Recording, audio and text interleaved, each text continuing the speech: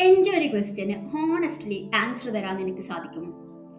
എപ്പോഴാണ് അവസാനമായി നീ ഒരു ക്വസ്റ്റ്യന്റെ സൊല്യൂഷന് വേണ്ടി AI തുറക്കാതെ ചിന്തിച്ചിരുന്നത്? കുറച്ചു കാലം മുന്നേ വരെ നിനക്കൊരു കാര്യത്തിൽ കൺഫ്യൂഷൻ ഉണ്ടായാൽ നീ തിങ്ക് ചെയ്യുമായിരുന്നു, ആളുകളിൽ നിന്നും അഡ്വൈസ് തേടുമായിരുന്നു, സെർച്ച് ചെയ്യുമായിരുന്നു.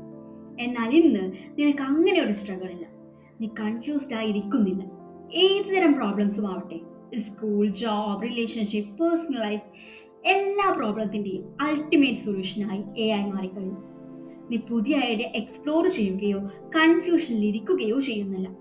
And without realizing you are training your brain to stop thinking. ബ്രെയിനിലെ അറ്റൻഷൻ സ്പാൻ എന്നതിനെ കുറിച്ച് നിനക്കറിയാമോ?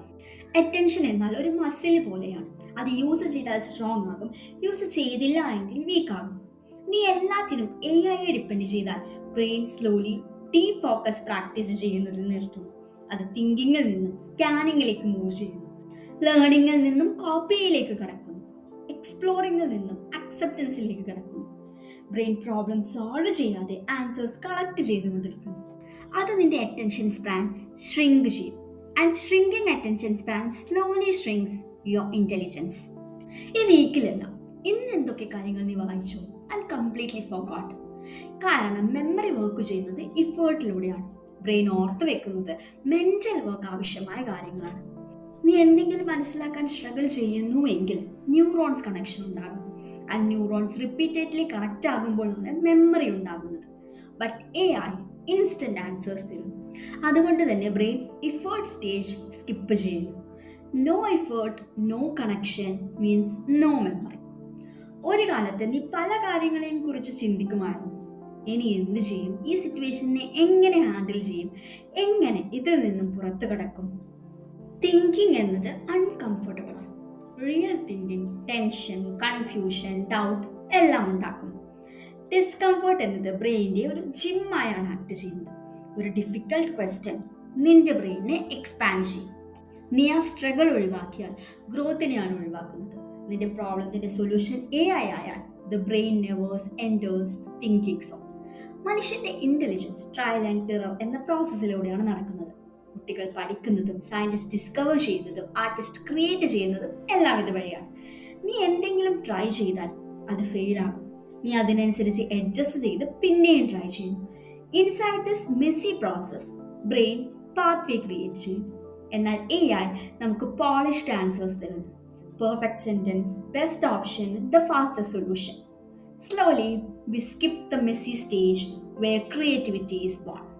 നീ തന്നെ പലപ്പോഴും AI ചോദിച്ചിട്ടുണ്ടാവും, ഞാൻ എന്ത് ഡിസിഷനാണ് എടുക്കേണ്ടത്, എന്താണ് ഞാൻ അവരോട് പറയേണ്ടത്.